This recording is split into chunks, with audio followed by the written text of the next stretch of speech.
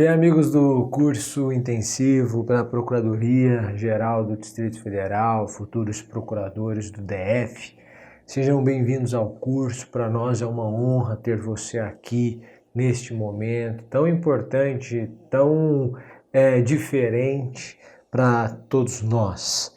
Sempre que começa um curso, você tem a oportunidade de fazer deste curso o melhor curso da sua vida. Para isso é preciso prestar atenção nas aulas, é preciso assistir todas as aulas, fazer os simulados, ler os e-books, se for preciso acione a central de dúvidas e conte com a gente. Bom, a minha disciplina é Direito Penal. Eu sei que quem estuda para a Procuradoria não tem o costume de estudar de forma aprofundada Direito Penal. Hoje nós vamos tratar de alguns princípios que reputei mais importantes e da conduta, então dos substratos do crime, do fato típico, especialmente da conduta. Preste atenção a partir de agora. Bom, o primeiro dos princípios dentro de teoria geral da norma penal é o princípio da intervenção mínima. Você sabe que o direito penal só intervém quando os outros ramos do direito se mostram insuficientes. É a ideia do direito penal como última ratio, última razão. Bom, aí eu já compreendi. Mas dentro ou correlato ao princípio da intervenção mínima, nós falamos do chamado caráter fragmentário do direito penal. E aqui eu tenho um ponto que é um pouco diferente do princípio da intervenção mínima. O que o caráter fragmentário do direito penal diz é que o direito penal só cuidará dos bens jurídicos que se mostrarem mais relevantes para a sociedade. Então, nem todo bem jurídico, nem todo bem que tem relevância para o direito, tem relevância para o direito penal. Esse é o caráter fragmentário do direito penal. Então, por exemplo, o patrimônio é um bem jurídico que tem relevância para o direito penal. E, portanto, dentro do caráter fragmentário, dos fragmentos escolhidos para a tutela do direito penal ou pelo direito penal, está o patrimônio. Esse é o caráter fragmentário. Mas nem toda violação ao patrimônio é alcançada pelo direito penal. Só será quando os outros ramos se mostrarem insuficientes. Então, por exemplo, você sofre uma colisão do seu veículo. E aí você sofreu a colisão. Tudo bem. Você vai ter que... alguém foi culpado, o sujeito estava desatento, estava no celular, estava olhando, lendo uma mensagem no celular, bateu no carro da frente e o carro, no caso, era o seu. Neste caso, você experimentou uma violação em seu patrimônio. Houve aqui uma lesão ao bem jurídico patrimônio, mas não há crime. No caso, há uma responsabilização civil. Veja, nem todo bem é protegido pelo direito penal, e esse é o seu caráter fragmentário, e nem toda violação a bens jurídicos protegidos pelo direito penal será alcançada pelo direito penal. E a sua intervenção mínima, a ideia de direito penal como última ratio. Tudo bem? Ótimo. Bom, princípio da insignificância.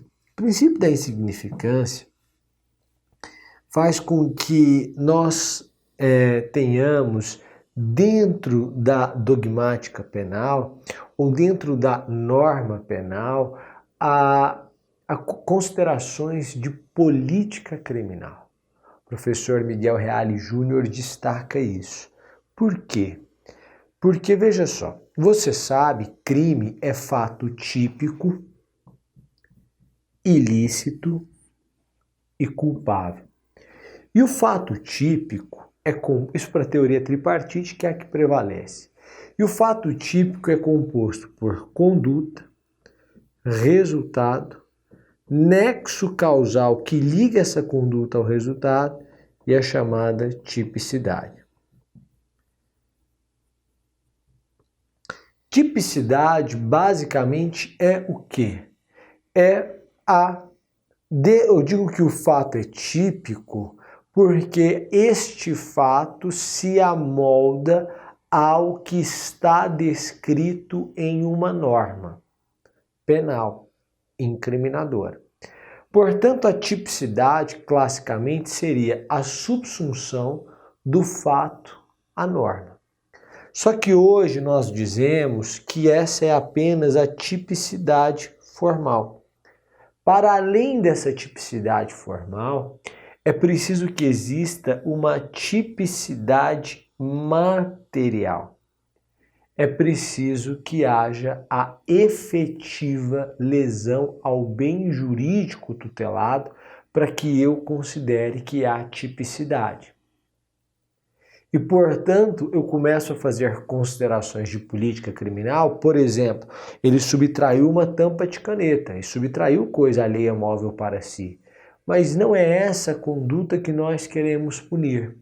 E, portanto, nós diremos que não há tipicidade material, porque não há efetiva lesão ao bem jurídico tutelado, de forma que não há tipicidade e, portanto, o fato é atípico. Certo? Certo. Aqui eu faço o seguinte destaque.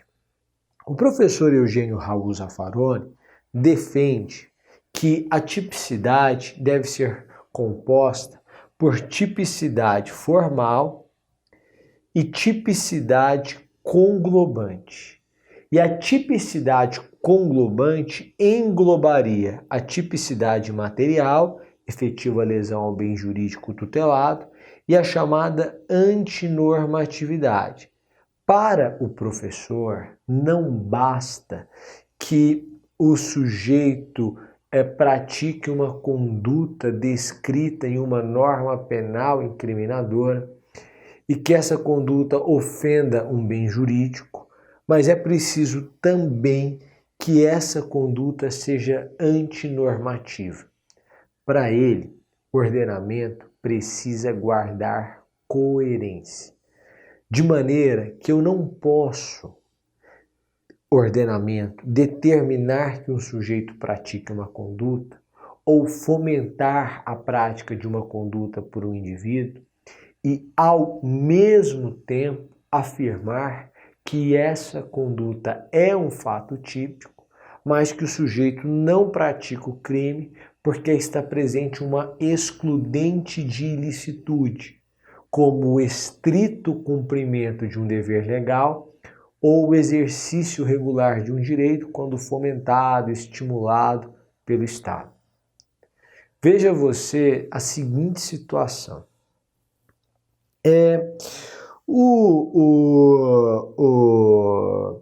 oficial de justiça, quando vai à casa de alguém cumprir uma ordem judicial, então ele vai e faz a penhora de um determinado bem, então ele pega o carro e leva o carro. Então ele subtraiu coisa alheia móvel para outrem. Este é o fato típico de um furto.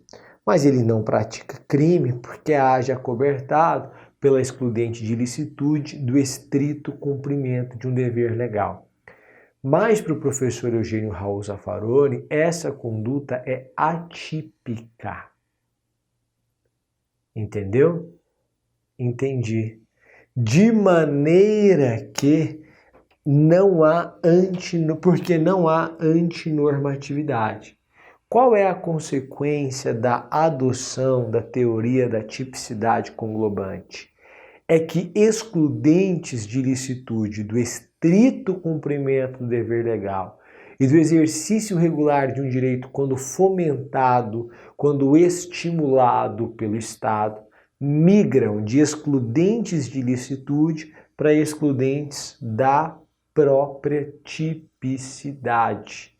Mas nós ainda nos mantemos nessa distinção, divisão de tipicidade em tipicidade formal e em tipicidade material, a despeito de você já encontrar precedentes no STJ em que a expressão tipicidade conglobante é utilizada. Os tribunais superiores, com destaque para o Supremo Tribunal Federal, decidiram estabelecer requisitos objetivos para que o princípio da insignificância se fizesse presente em um determinado caso. Então, o que o Supremo disse, depois foi seguido por todos os tribunais, que para o princípio da insignificância se fazer presente, é preciso que haja uma mínima ofensividade da conduta, uma nenhuma periculosidade social da ação, um reduzidíssimo grau de reprovabilidade do comportamento e a inexpressividade da lesão jurídica perpetrada. Estes são os requisitos estabelecidos pela Suprema Corte. São 4 requisitos para que o princípio da insignificância se faça presente. O PRIO, mínima ofensividade da conduta, nenhuma periculosidade social da ação, reduzidíssimo grau de reprovabilidade do comportamento e a inexpressividade da lesão jurídica perpetrada. Bom, é por isso que o STJ já pacificou o tema e sumou a matéria, acho que é a súmula 589 ou 588, em que diz que não se aplica o princípio da insignificância para os crimes cometidos contra a mulher na seara da lei de violência doméstica, né? Em contexto de violência familiar, a violência de gênero, né? Violência familiar doméstica contra a mulher. Por quê? Porque eu não posso dizer que há um reduzidíssimo grau de reprovabilidade do comportamento em uma situação de violência de gênero ou uma mínima ofensividade da conduta e, portanto, não se admite a aplicação. O STJ ainda sumulou que não se aplica, salvo engano, a súmula 599, o princípio da insignificância aos crimes contra a administração pública. Aqui, lamentavelmente, o STJ erra quando sumula a matéria. Porque, em verdade, quem se recorda disso é o professor César Roberto Bittencourt. O princípio da insignificância foi cunhado pela primeira vez por Roxin. E ele nasce da ideia de desproporcionalidade entre o que o sujeito faz e a pena que é prevista. Então, quando alguém subtrai uma tampa de uma caneta e leva embora, se você imaginar que essa pessoa praticou um furto e que a pena mínima para ela é de 1 ano de reclusão, você diz não é proporcional que quem tenha subtraído uma tampa de uma caneta que custa 20 centavos a tampa, fique 1 ano no cárcere. E aí, por quê? Porque é insignificante o que ele fez. Então nasce dessa ideia de desproporcionalidade. Então o bem jurídico em si não pode ser razão suficiente em abstrato para obstar a aplicação do princípio da insignificância. Então quando o STJ diz, e para sua prova você deve levar, que não se aplica o princípio da insignificância aos crimes contra a administração pública, o que ele diz é, quando o bem jurídico é a administração pública, não cabe a aplicação do princípio da insignificância. Mas a verdade é que essa desproporcionalidade pode se fazer presente, inclusive nesses delitos. Basta você imaginar, por exemplo, que o sujeito recebe uma balinha para poder dar um andamento mais célere a um processo administrativo. O processo administrativo teria andamento, o resultado seria exatamente aquele, mas o sujeito aceita uma balinha e faz um serão ali, fica até mais tarde e consegue dar andamento em um processo que demorar 1 semana para andar lá, ele consegue fazer isso em 1 noite e libera, porque recebeu uma balinha. A gente tem aí uma corrupção passiva. Mas veja, nessa situação, a ideia do delito de corrupção passiva me parece desproporcional. Por isso, esse estabelecimento em súmula e, portanto, em abstrato, de que não cabe a aplicação do princípio da insignificância aos crimes contra a administração pública, me parece indevida. Mas é esse o entendimento e você guarde esse entendimento para sua prova. Quando eu coloco que mínima ofensividade da conduta, nenhuma periculosidade, eu coloco conceitos como periculosidade, como reprovabilidade, dentro do princípio da insignificância, eu começo a considerar a própria pessoa que praticou a infração penal. Então, dentro da ideia de fato típico, eu começo a considerar se aquele sujeito é merecedor da aplicação do princípio da insignificância. Não sei se isso é correto ou melhor, mas é isso que é feito. E aí a gente começa a perceber que essa aplicação vai exigir de nós algumas considerações. Por exemplo, se o sujeito é reincidente, eu posso dizer que a sua conduta guarda nenhuma periculosidade social? A resposta é qual? A resposta é, não sei. Em regra, o Supremo vai dizer, não se aplica o princípio da insignificância ao reincidente. Mas hoje o Supremo já admite. Se a reincidência for em relação a bens jurídicos distintos, cabe. O sujeito havia sido condenado definitivamente pelo crime de lesão corporal leve. Aí agora ele cometeu um furto de R$16. Aplicou-se o princípio da insignificância. Porque no primeiro crime houve ofensa à integridade física. No segundo, ofensa ao patrimônio, bens jurídicos distintos, não obsta a aplicação.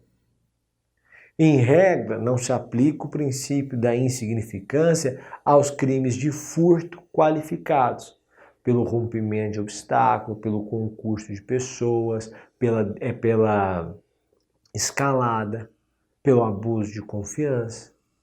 Mas há situações em que um furto qualificado admitiu a aplicação do princípio da insignificância. O que eu tenho visto é um casuísmo na aplicação do princípio da insignificância pela Suprema Corte. Há uma preocupação do Supremo, e isso é absolutamente admirável, de fazer a justiça no caso concreto. O problema é que o caso concreto não teria que ter chegado ao Supremo, mas chegou. Agora, em regra, considera-se a condição financeira da vítima para aplicação do princípio da insignificância. O TSE não admite a aplicação do princípio da insignificância a crimes eleitorais. Por outro lado, nós vamos considerar em crimes de responsabilidade praticados pelo prefeito municipal, Decreto-Lei 201 de 67, a possibilidade de se aplicar o princípio da insignificância. Porque são crimes mesmo nesse caso. Bom, o Supremo já aplicou. Você desviar um bem da administração para o seu proveito é crime. Decreto-Lei 201 vai dizer isso no artigo 1º, um dos seus incisos. Só que qual foi a situação? Um prefeito pegou um trator da prefeitura em um sábado e mandou terraplanar o seu terreno residencial. Devolveu no mesmo sábado. O trator não estava sendo utilizado, não houve nenhum prejuízo para a administração, ele pegou, o motorista ele pagou por fora, e não teve nenhum prejuízo, nada. Respondeu pelo crime. O que o Supremo falou? Falou, olha, nessa situação há uma infração administrativa, pode até gerar improbidade administrativa. Agora, crime não há. Ainda, para tratar sobre o princípio da insignificância, eu faço um último destaque. Tudo que a gente estudou até agora refere-se ao princípio da bagatela própria. que é a ideia de atipicidade material. Depois desenvolveu-se a ideia de bagatela imprópria. E aqui o português resolve. Propriamente não há bagatela, não há insignificância, mas a pena é absolutamente desnecessária. Quando eu estou diante da aplicação do princípio da bagatela imprópria, eu tenho um desvalor na conduta, há um desvalor no resultado, mas a pena é absolutamente desnecessária. Quando você tem uma situação de um pai que a 180 km por hora colide o veículo e causa a morte do próprio filho, há um desvalor na conduta, porque ele foi imprudente. Há um desvalor no resultado, porque houve a morte. Então eu estou diante de um homicídio culposo na direção de veículo automotor, mas a pena é absolutamente desnecessária. Princípio da bagatela imprópria. Para sua aplicação, é preciso que o autor tenha alguma relação de afeto com a vítima, parentesco com a vítima, ou que o autor experimente uma sequela física, o STJ dirá. Por exemplo, o autor matou alguém na colisão, matou um motoqueiro que vinha do outro lado, nem sabia que era um motoqueiro, mas esse autor ficou tetraplégico no acidente. Então a sequela física faz com que a pena seja desnecessária. A ideia do perdão judicial, caso clássico de aplicação da bagatela imprópria, se faz presente quando a pena da vida torna a pena do direito absolutamente desnecessária. A gente avança agora para falar sobre o princípio da legalidade, previsto no artigo 1º do Código Penal, que é de 42, previsto no artigo 5º, inciso 39 da Constituição Federal. Não há crime sem lei anterior que o defina, não há pena sem prévia cominação legal. Basicamente, essa é a vitória de todos nós. A verdade é que o Código Penal, para usar a expressão de von List, é a carta magna libertatum do delinquente. Ele pode fazer e não haverá crime, ainda que ele adote uma conduta antissocial, reprovada socialmente, repugnante. Se não houver previsão, não há que se falar em crime e, portanto, em condenação criminal. A doutrina desmembra o princípio da legalidade em outros subprincípios. Não há crime nem pena sem lei. Princípio da reserva legal. A lei aqui é uma lei em sentido estrito, é uma lei em sentido formal. Medida provisória não pode tratar de direito penal. O Supremo flexibiliza a norma constitucional quando diz que medida provisória não pode tratar de direito penal incriminador, mas se for não incriminador, pode. Por isso, admitiu-se que, por meio de medida provisória, a chamada abolitio criminis temporária do Estatuto do Desarmamento fosse sucessivamente prorrogada. Lei delegada não pode tratar de direito penal, porque não se admite a delegação de lei para tratar sobre direitos individuais. Não há crime nem pena sem lei anterior, princípio da anterioridade, sem lei escrita, sem lei estrita, vedação da chamada analogia in malam partem. Não se admite analogia incriminadora no direito penal ou para desfavorecer o réu. Não há crime nem pena sem lei certa, princípio da taxatividade. Isso é importantíssimo. Quando você fala, por exemplo, que criou-se um tipo penal que diz o seguinte, adotar comportamento contrário ao interesse público, pena reclusão de 5 a 10 anos. Ora, o que é adotar comportamento contrário ao interesse público? Não sei. Furar a fila do banco é adotar um comportamento contrário ao interesse público. Furar o sinal vermelho é adotar um comportamento contrário ao interesse público, entre outros. Então a conduta pode ser muito diversa. Então há diferentes condutas possíveis. Apesar da descrição legal, a ofensa ao princípio da legalidade, porque a lei penal não é certa, não há taxatividade, os tipos penais devem ter clareza. Não há crime nem pena sem lei necessária. Então é a ideia de intervenção do direito penal. Por isso, esse surto de leis penais parece contrariar o próprio espírito do princípio da legalidade. Bom, no próximo bloco a gente volta falando do super famoso princípio da presunção de inocência. Bom, vamos lá. Princípio da presunção de inocência. O princípio da presunção de inocência, também chamado de princípio do estado de inocência, diz basicamente na nossa Constituição, ou da não culpabilidade, que ninguém será considerado culpado antes do trânsito em julgado da sentença penal condenatória.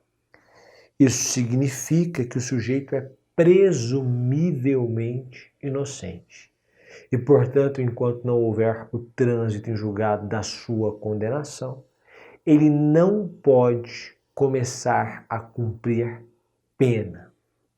Este é o entendimento atual do Supremo Tribunal Federal, que vacilou por um momento no sentido da possibilidade, após a confirmação da condenação em segunda instância, mas que reestabeleceu o seu entendimento no sentido de que é necessário aguardarmos o trânsito em julgado da condenação.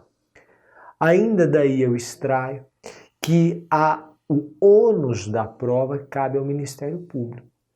Se o sujeito é presumivelmente inocente, cabe ao parquê fazer prova em sentido contrário.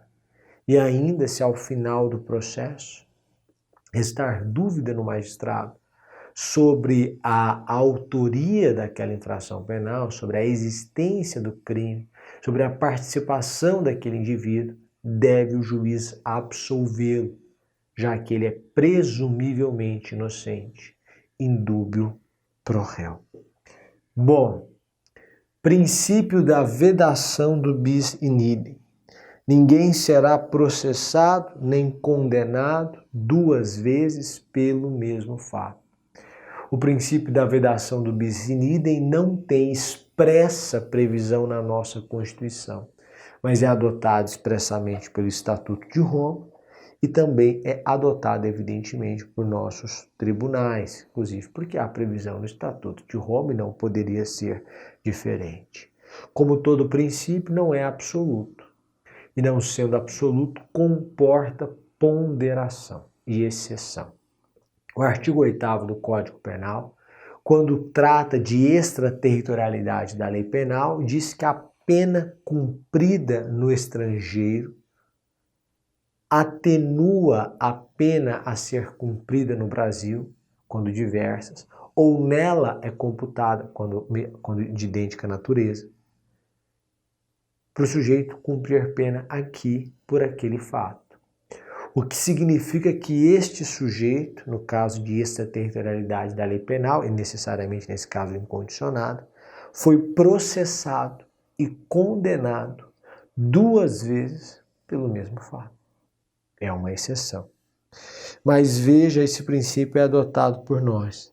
E dirá o STJ que se o indivíduo foi processado por um fato e o Ministério Público trouxe aquele fato para apreciação do juízo, se o Ministério Público trouxe esse fato, este fato não pode ser novamente objeto de apreciação do juízo, ainda que na primeira vez o Ministério Público tenha apresentado o fato de maneira incompleta. Se o Ministério Público diz, olha, houve um roubo na padaria, em que 3 pessoas foram roubadas e o sujeito em seguida se evadiu, então houve a prática de 3 roubos em concurso formal, e depois o Ministério Público descobre que na verdade havia 4 vítimas, da quarta ele levou o celular, não é possível agora oferecer denúncia em relação à 4ª vítima, porque o fato roubo à padaria já foi objeto de apreciação do juízo. Ou nas palavras do STJ, a proibição de imposição de mais de uma consequência jurídico-repressiva pela prática dos mesmos fatos ocorre ainda quando o comportamento imputado ao acusado, definido espaço-temporalmente, não tenha sido trazido por inteiro para apreciação do juízo. Superamos a análise dos princípios, agora nós passamos à análise dos substratos do crime. Crime é fato típico, ilícito e culpável. Essa é a teoria tripartite que prevalece. Há uma teoria bipartite que diz que crime é fato típico e ilícito. E a culpabilidade seria apenas pressuposto para a aplicação da pena.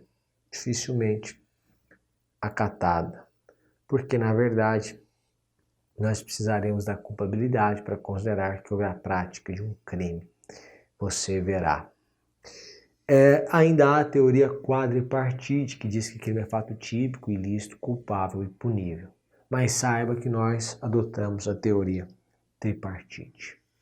O fato típico nada mais é do que uma ação ou uma omissão humana que se enquadra em uma descrição de norma penal incriminadora, ou que se adequa a um modelo descrito em uma norma penal. Quais são os elementos do fato típico? Conduta, resultado, nexo causal, que é esse vínculo que liga o resultado à conduta, e a tipicidade da qual nós já falamos. Mas agora nós vamos nos concentrar na conduta. Qual o conceito de conduta? O que é conduta? E em relação a esse conceito, nós temos basicamente 3 teorias que o candidato deve, evidentemente, dominar. A primeira das teorias é a teoria causalista. A teoria causalista vai dizer, basicamente, que conduta é um movimento. E é um movimento corporal voluntário, capaz de produzir uma modificação no mundo exterior perceptível pelos sentidos. Esse é o conceito de conduta para os causalistas. E a partir do momento em que os causalistas falam em movimento, nasce a primeira crítica ao conceito de conduta. É que aqui nós só temos explicada a conduta comissiva, o fazer. Mas por vezes o crime consiste justamente em não fazer, em não se movimentar. E, portanto, o conceito aqui não explica os crimes omissivos. Ainda, quando diz que conduta é um movimento corporal voluntário, capaz de produzir uma modificação no mundo exterior, perceptível pelos sentidos, só há explicação para os crimes materiais, em que há resultado naturalístico, em que alguém morre, em que um bem é subtraído. Mas não explica os crimes formais, em que a ocorrência do resultado naturalístico é desnecessária e, pior, não explica os crimes de mera conduta, principalmente, em que não há sequer a descrição de um resultado naturalístico, perceptível, portanto, pelos sentidos. Não explica crimes omissivos, não explica crimes de mera conduta. Para os causalistas, a vontade, já que conduta é um movimento corporal voluntário, a vontade é composta por 2 elementos. Um elemento externo, que é essa movimentação, a exteriorização do comportamento, e um movimento interno, que é o desejo de movimentar-se, o desejo de exteriorizar essa sua atuação. O tipo penal é constituído por elementos objetivos, que seriam os elementos normais de um tipo penal, segundo os causalistas, mas quando há a presença de elementos subjetivos, então nós estamos tratando de tipos anormais. Essa diferenciação cai por terra já nos neocantistas. Ainda os causalistas adotam a ideia de que a antijuridicidade é formal, de maneira que o fato típico é ilícito, salvo se presente uma excludente de ilicitude. Veja você que a finalidade da conduta do agente não é objeto de apreciação para os causalistas, não faz parte do fato típico. E, portanto, é a vontade de fazer, mas qual a finalidade daquela atuação? Essa é uma pergunta que não cabe à conduta responder para os causalistas. Por isso, a teoria causalista é necessariamente uma teoria tripartite. Por quê? Porque o dolo e a culpa serão analisados na culpabilidade. Dolo e culpa serão analisados na culpabilidade. Então é fato típico, ilícito e culpável. A culpabilidade para os causalistas é gênero, do qual são espécies o dolo e a culpa. E a imputabilidade para eles é simplesmente um pressuposto da culpabilidade, mas não um elemento da culpabilidade. Essa é a ideia da teoria causalista, que é defendida por von Lys, por Belling e por Radbrat. Ok? Ok. As críticas são as que eu já coloquei. Mesger vai desenvolver então a chamada teoria neoclássica ou neocantista. Para ele, conduta é para os neocantistas, conduta é um comportamento humano voluntário. E quando eu falo em comportamento, eu estou entendendo a partir de agora tanto as condutas comissivas quanto as condutas omissivas. É um comportamento. Comportamento humano voluntário. Tá, Samir, e daí? E daí que o problema é que, mais uma vez para eles, a finalidade do comportamento não é uma preocupação da conduta. Essa finalidade estará lá na culpabilidade. Portanto, a teoria neocantista necessariamente é tripartite.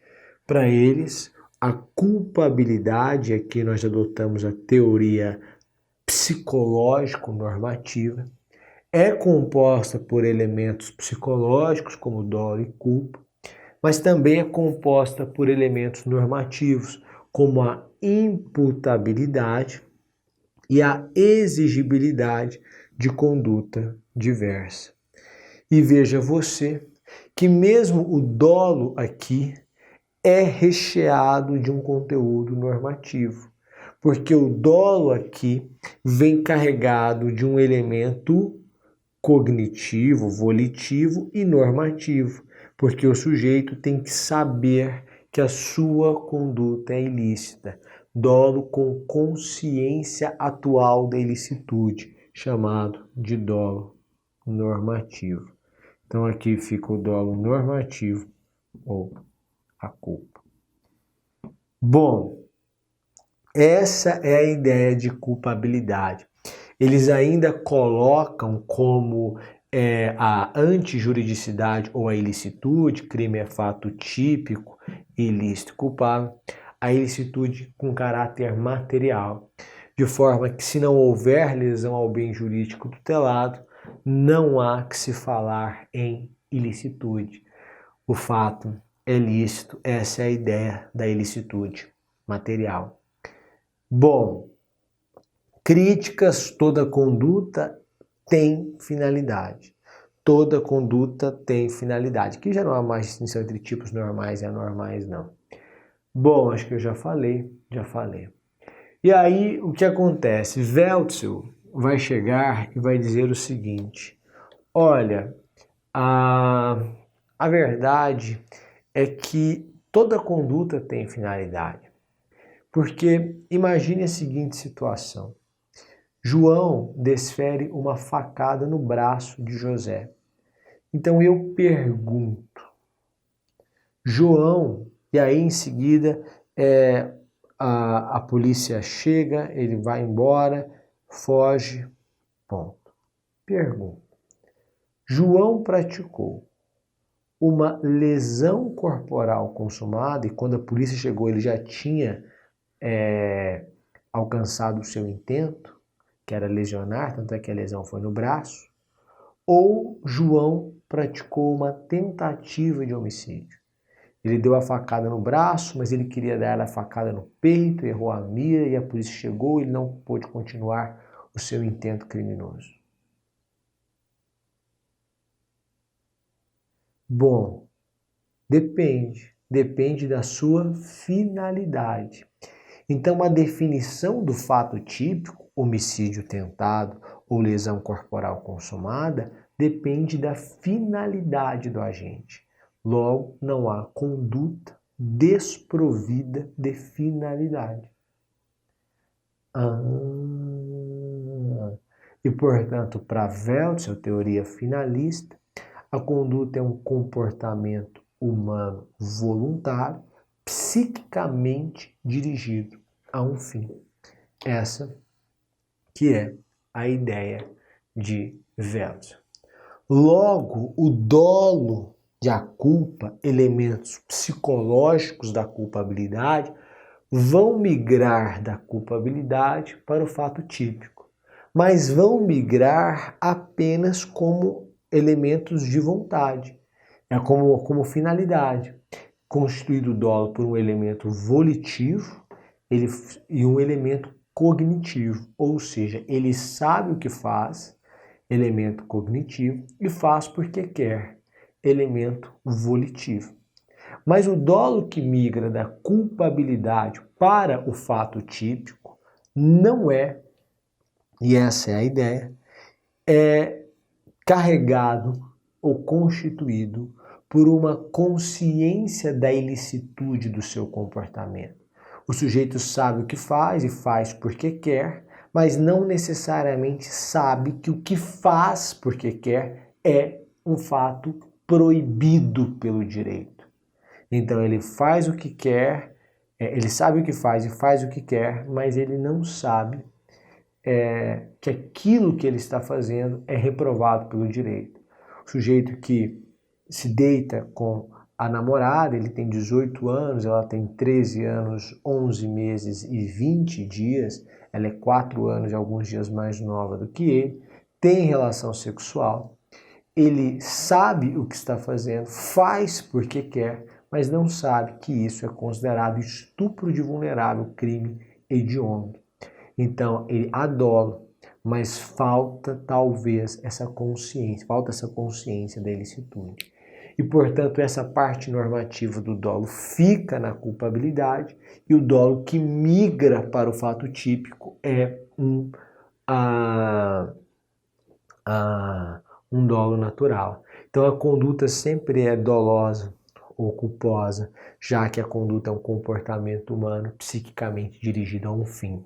Na culpabilidade, há apenas agora elementos normativos.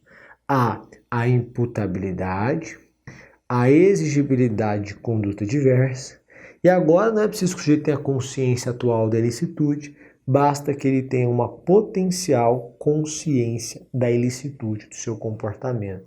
É por isso que dizemos que aqui na teoria finalista, adotamos a teoria normativa pura para a culpabilidade, porque só há elementos normativos. Nós não adotamos exatamente a teoria normativa ou extremada da culpabilidade, mas nós adotamos a teoria limitada da culpabilidade. Então, em verdade, por quê?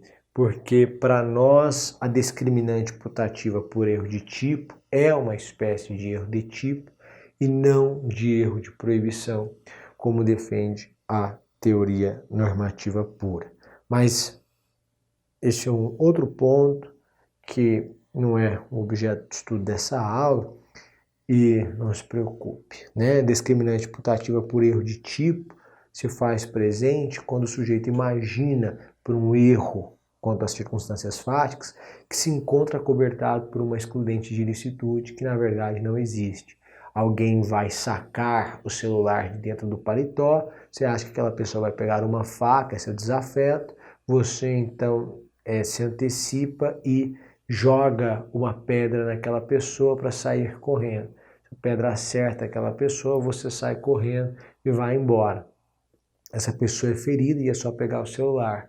Você achou que agia em legítima defesa, por exemplo, mas não agia. Só havia isso na sua cabeça, uma discriminante putativa, por erro de tipo, por um erro contra as circunstâncias fáticas.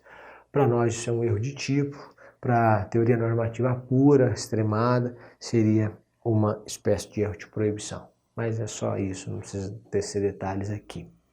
Bom, crítica ao finalismo. Em verdade, há uma crítica cabível, que é a seguinte: o finalismo explica muito bem crimes dolosos, porque a finalidade do indivíduo é condenar.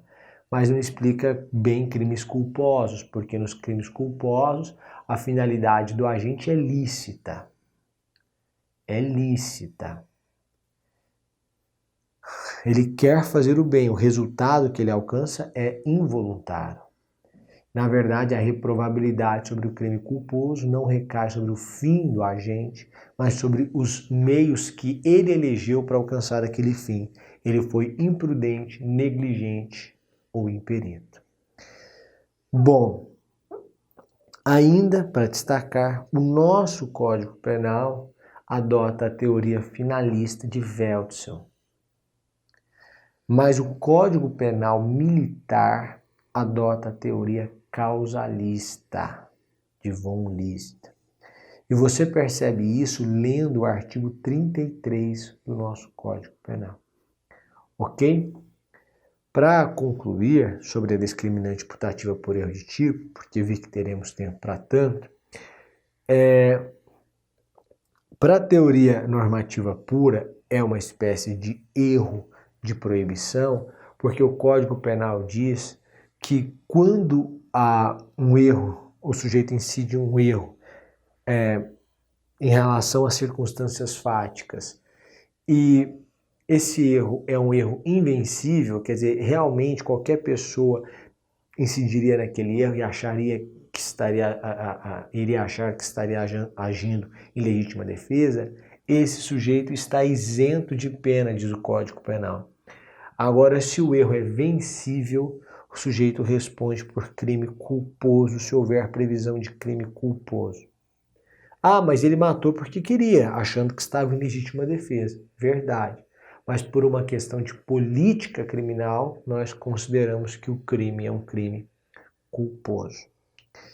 Bom, com base nisso, como o código usa a expressão isento, a teoria extremada da culpabilidade vai dizer, então, viu, na discriminante putativa por erro de tipo, eu tenho um erro de proibição, porque o código fala em isento. Mas para a teoria limitada da culpabilidade, que é a que nós adotamos, na discriminante putativa por erro de tipo, nós temos um erro de proibição. Porque o erro de tipo exclui o dolo e a culpa. É verdade, quando invencível. E o que o código está dizendo é isso. Olha, o erro foi invencível. Estão excluídos o dolo e a culpa. Consequentemente, ele está isento de pena. Não é a melhor redação do mundo, mas é isso que o legislador quis dizer. Tanto é isso que quando o erro é vencível, o legislador diz, olha, ele vai responder por crime culposo, que é uma consequência do erro de tipo vencível. E a gente adota essa teoria. Certo, consegui explicar essa parte para os senhores. Bom, pessoal, com isso nós chegamos ao fim da nossa primeira aula. Mais uma vez eu quero me colocar à inteira disposição dos senhores. Quero recomendar fortemente que os senhores estudem. Leiam o e-book de Direito Penal Parte Geral. O e-book de Direito Penal Parte Geral está em regra excelente, excelente. Os senhores podem estudar por ele, os senhores vão gostar do e-book, os senhores estarão preparados para a prova. É um dos melhores concursos do país, na minha opinião, talvez o melhor, um dos melhores, né, concursos do país. Para a Procuradoria, então, é maravilhoso. O sujeito mora em Brasília, pode advogar, não há interior, enfim, todas as qualidades que os senhores sabem que existem. Aproveite, estude. Quem é que é aprovado? Aprovado é um sujeito que tem disciplina e que vai estudando todos os dias, de segunda a sexta ou de segunda a sábado, conforme o programa que ele estabeleceu e durante o tempo que precisar. Esse é o aprovado. E é isso que você tem que fazer. Ao longo do caminho, várias pessoas vão deixar de estudar, várias pessoas vão estudar muito em um mês, nada no outro. Se você tiver essa disciplina, você vai longe. Como eu digo sempre, a disciplina, a fé e o passar do tempo, quando somados, produzem resultados inacreditáveis. Mais uma vez, muito obrigado e com a graça de Cristo a gente se vê na próxima aula. Um abraço. Tchau, tchau.